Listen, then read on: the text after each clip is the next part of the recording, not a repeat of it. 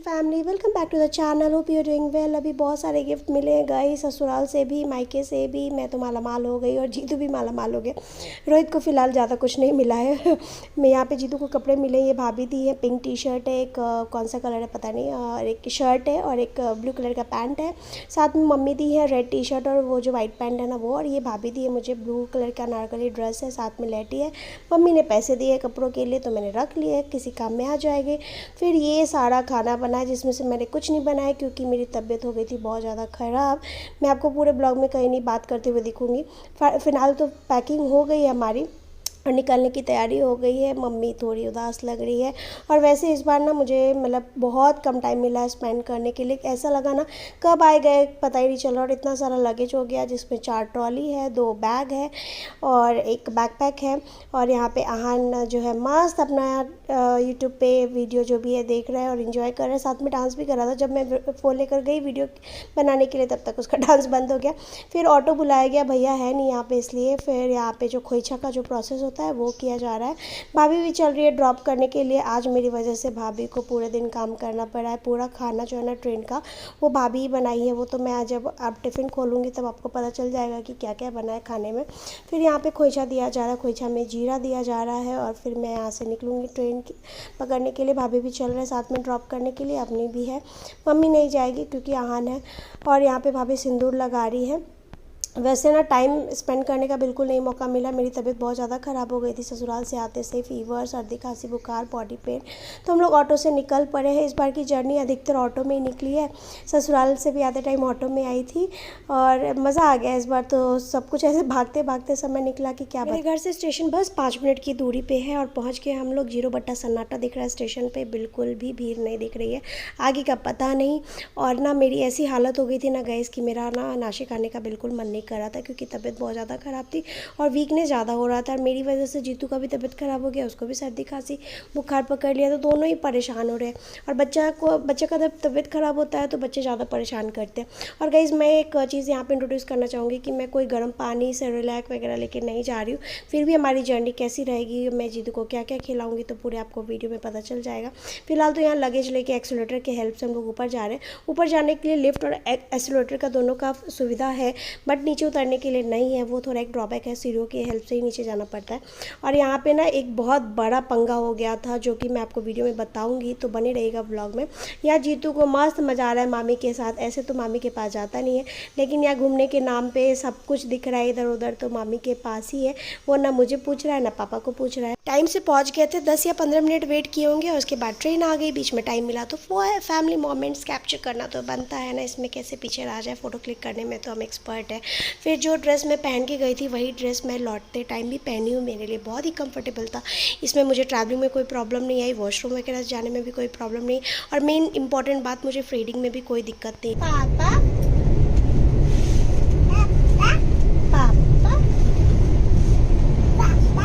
पापा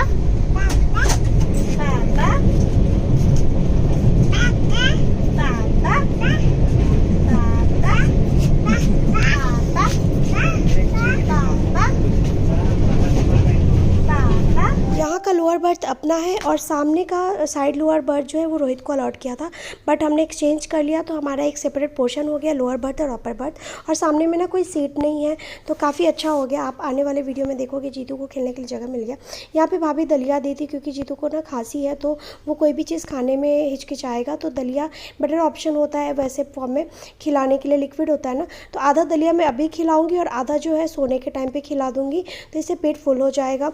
और थोड़ी देर के बाद मैंने जीतू के सारे कपड़े बदल दिए, फुल टी शर्ट, पैंट, टोपी, सॉक्स सब कुछ पहनाया क्योंकि ना कूलिंग बहुत ही ज़्यादा थी। ऐसे ही उसकी तबीयत ख़राब है और बिगड़ जाएगी। और फिर मतलब 1 घंटे के बाद मैंने पॉपकॉर्न दिया जीतू को। ये घर से ही बना के लाई थी, बाहर से हमने नहीं लिया है। ये मुझे पता है कि जीतू को क्या क्या पसंद है स्नैक्स फॉर्म में, तो सब कुछ वो पहले से तैयार कर। अप्रॉक्स 5:30 को ट्रेन में बैठे थे तो लगे हाथ मैंने जीतू को दलिया खिलाया था। उसके बाद 1 घंटे के बाद पॉपकॉर्न दिया था। फिर 9 बजे के आसपास मैंने फिर से दलिया खिलाया और सोने का टाइम हो गया है। जीतू इरिटेट हो रहा है क्योंकि इसकी तबीयत बिल्कुल ठीक नहीं है। दवाइयाँ वगैरह दे दी, अब जा रहे हैं सोने। मिलते हैं सुबह। लगभग मैं 10 बजे उठी और जीतू भी उसी टाइम उठा। जीतू का हमेशा से हैबिट है कि वो मेरे साथ ही उठता है और मैं ना बहुत ज़्यादा एग्जॉस्टेड हो गई थी अभी 4-5 दिनों से भागदौड़ की वजह से, तो अच्छी नींद आ गई और मैंने खांसी की दवाई ली थी बेनाड्रिल, उसकी वजह से भी नींद आ गई। तो सुबह हमने नाश्ता लिया है ब्रेड ऑमलेट और ब्रेड कटलेट। मैंने दोनों ही ऑप्शन रखा है और साथ में एक और ऑप्शन है। तो अभी मैं जीतू को सब कुछ खिला के देखती हूँ वो क्या खाएगा, उस पर डिपेंड करता है। तो सबसे पहले मैंने ऑमलेट ट्राई की। बच्चों के मामले में मैंने एक चीज़ एक्सपीरियंस किया है कि हम फिक्स नहीं हो सकते कि बच्चे जो हमने सोचा है वही खाएंगे या जो उनके हैबिट में होता है वही खाएंगे।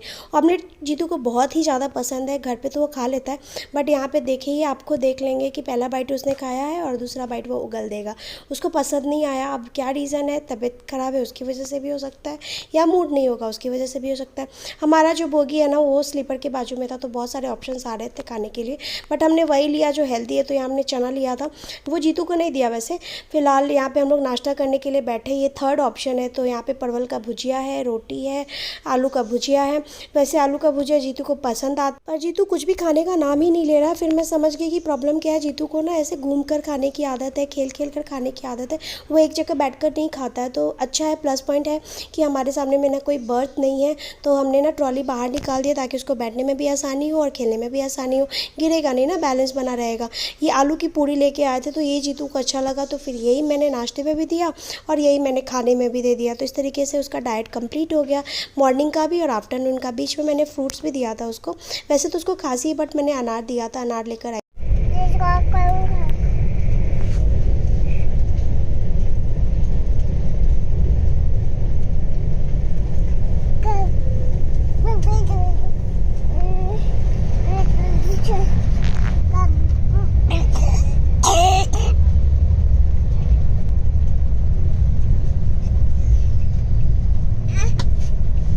खाना खाने के बाद लगभग 2 घंटे हम लोग सोए होंगे। उसके बाद उठे तो फिर से भूख लगी। ट्रेन में पता नहीं क्यों भूख लगती है और नासिक हम लोग 9 बजे तक पहुंचने वाले, तो बहुत समय हमारे पास, तो हम लोग स्नैक्स ले रहे हैं। यहाँ पे मिक्सचर खोला है, जीतू को अच्छा लग रहा है तो वो खा रहा है, लेकिन स्पेशली उसके लिए मैं मखाना लेके आई थी तो उसने खाया, तो उसका अच्छा सा स्नैक्स भी हो गया। मखाना बहुत ही अच्छा होता है बच्चों के लिए। अगर बच्चे जीतू तो पूरा खा लेता है क्योंकि उसको दाँत आ गए हैं तो कट करके खा लेता है। जब वो छोटा था तो तोड़ तोड़ के मतलब ऐसे ना टुकड़ा करके मुँह में डालना पड़ता था। यहाँ जीतू मस्त अपना खेल रहा है। जीतू का ब्लैंकेट ओढ़ लिए। कूलिंग कुछ ज़्यादा ही है इस बार, बहुत ज़्यादा लग रहा है। जीतू देख, तेरा ब्लैंकेट ले लिए पापा, देख दे। हाँ ले लो मांग मेरा दे दे दे पापा, दे मेरा ब्लैंकेट दे, मांग जीतू।